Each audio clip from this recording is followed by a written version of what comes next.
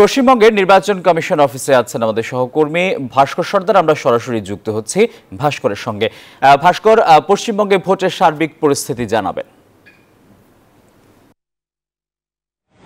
একেবারে ধন্যবাদ টিপু, তুমি গোটা ভারতের বিষয়টা তুলে ধরলে।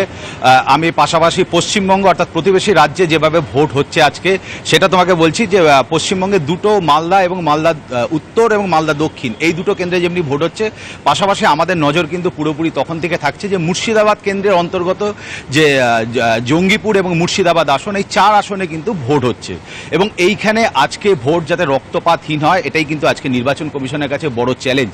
এবং যে কারণে কিন্তু আইন শৃঙ্খলা রক্ষার জন্য ইতিমধ্যে প্রায় 34,000 কেন্দ্রীয় সেনাবাহিনী মোতায়েন করা হয়েছে, যার মধ্যে বিএসএফ, সিআরপিএফ এর মতন বাহিনীও আছে। এর সাথে সাথে কিন্তু প্রায় 31,000-এর মতন সিআরপিএফ কেন্দ্রীয় বাহিনীও আছে, যারা কুইক রেসপন্স টিম হিসেবে বিভিন্ন জায়গায় ছুটে যাচ্ছে এবং এর পাশাপাশি 10,000 রাজ্য পুলিশ আছে। স্বাভাবিকভাবে তোমাকে এটা বলার কারণ হলো তুমি বুঝতেই পারছো যে কতটা মুর্শিদাবাদ উত্তেজনার মধ্যে আছে।